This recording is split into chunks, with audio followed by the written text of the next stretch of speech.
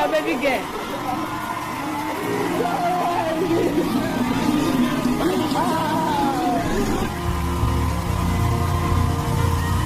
I just came back from camp. That was November 2022. I just came back. On the 24th, I was on a bike. I was going to where I would enter a vehicle that would take me to town. So we were there. So as we are going now, all of a sudden, a vehicle just smashed us, just hit us from behind. It just hit us like that. And the next thing, I found myself in the hospital. That is where my own journey of negativity started. We started going from one hospital to another. Okay, we went to the first hospital. They said they did not find anything, but they don't know the reason why I could not turn, I could not sit. I was just there, lifeless. So they decided that, okay, because when it happened, I was admitted at Imo State Specialist Hospital. So they took me from there to Port Harcourt University Teaching Hospital. That's where they now did the MRI, and they now found out that it's a spinal issue. We came back from Port Harcourt, back to the hospital where we are. Treatment continues. Okay, they did though, they say surgery is 50-50. That they should do fistula section. They started treating me. I managed to be sitting up, because I wasn't sitting up. I managed to be sitting up. Then, when I started sitting up, they said, okay, you'll be operating with a wheelchair, because there's a little progress. So that was how I was confined in a wheelchair. So February ending, I was discharged from Imo State Specialist Hospital. And I came back home on a wheelchair. We came home now. It's as if I became worse. It was as if I became worse. I wasn't getting better. So they said, okay. And mind you, even before, as I came back home, I was still going home from home to the hospital for physiotherapy treatment, because they said I should continue physio. I did physio for 3 good months, yet nothing was changing. I was getting worse.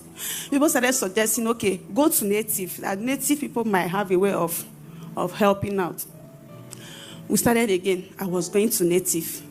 I would go to native. They would use mortar. They would do mixed pepper and clay, all those things with that hot fire, and they will be spraying to my body. Then, when they are done, they will now bandage me. They will bandage me from head to toe, and that is how I will stay like that for 3 days before I will go back there again. We did that one for 4 good months. I wasn't getting better. Then I said, okay, I should go to National Orthopedic Hospital, Enugu. I went to National Orthopedic Hospital, Enugu. We went there. They did their own test and everything. They said, okay, that I should go for MRI again, if there is something else that they will see. When we went there, they now said that I also have problem in my thoracic spine. That is my T7. So we started another set of treatment.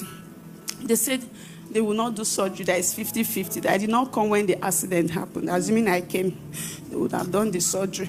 So they said, do physiotherapy. I said, physiotherapy again.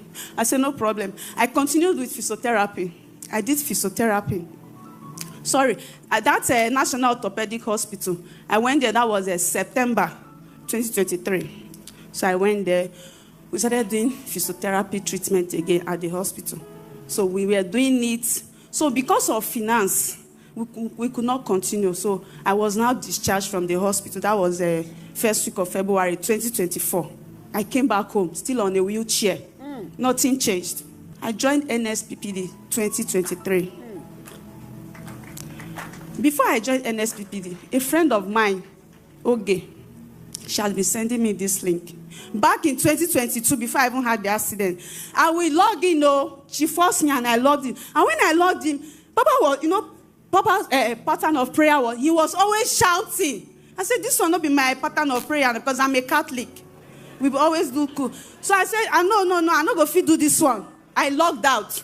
So until 2023, these people that normally comes to the hospital to pray for patients.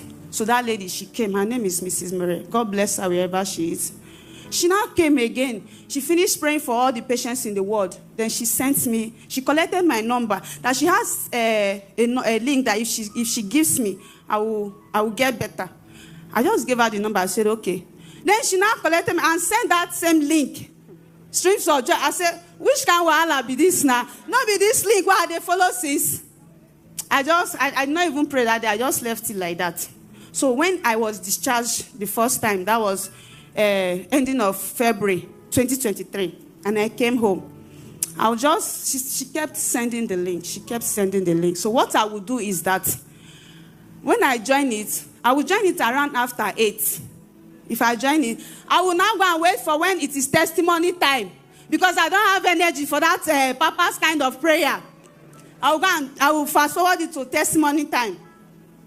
Then, small, the testimony started attracting me to the prayer section. Gradually, I started getting used to the way Papa was praying, and I started liking it.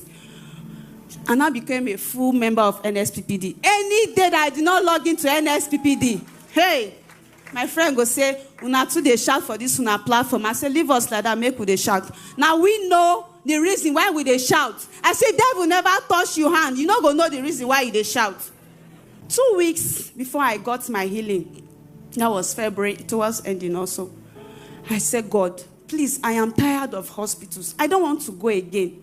That if you know that you are a Roy, the God I have been calling for years, that have never deviated from this altar, that have been calling upon you, please, I don't want to go to hospital. Just heal me in your miraculous way.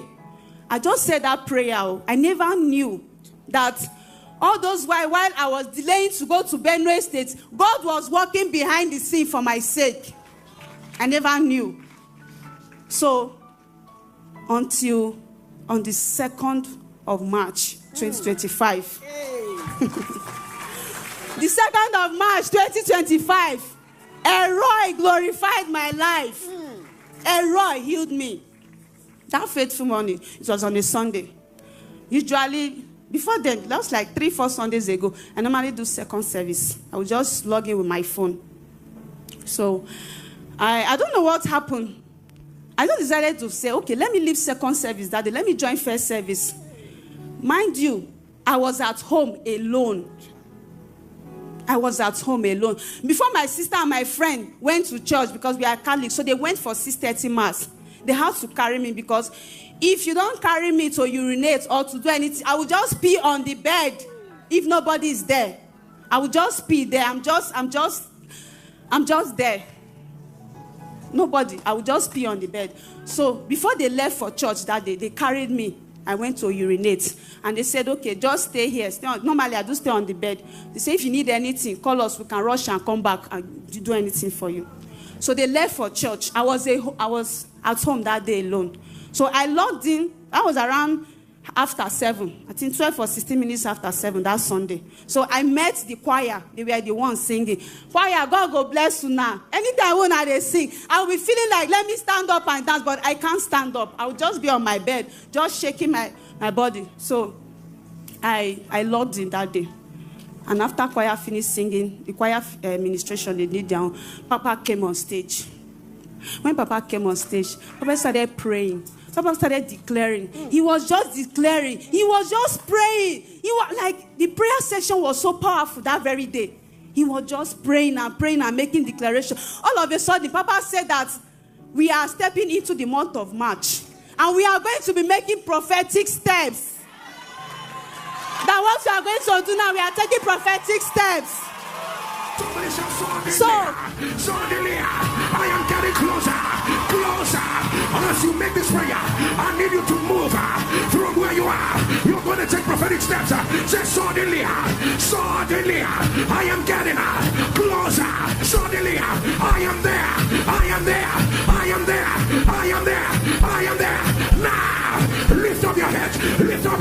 All you get, I am on my evidence. Lift up your head. All you get, I am on my evidence. I come.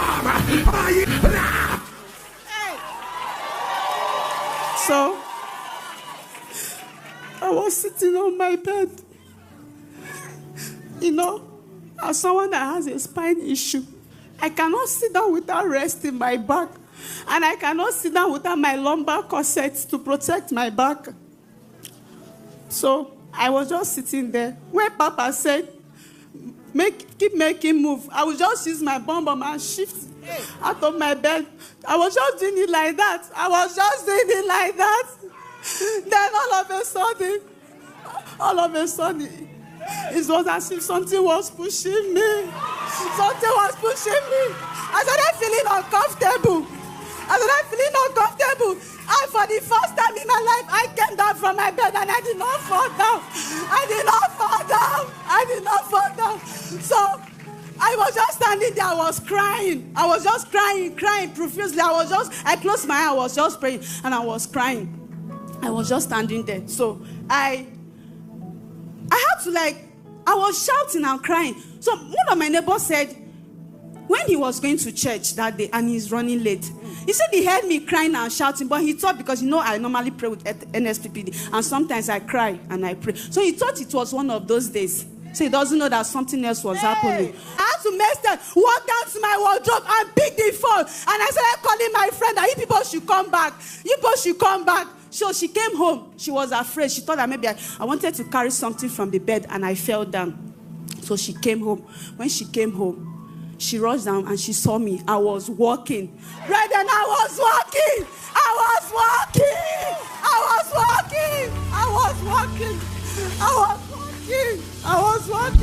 This is me. I said things that I could not do before. If you know someone that has no bicycle, we don't bend. We don't bend. I said we don't bend though. But look at me today. I can turn around. I can jump. I can do anything. Praise the Lord.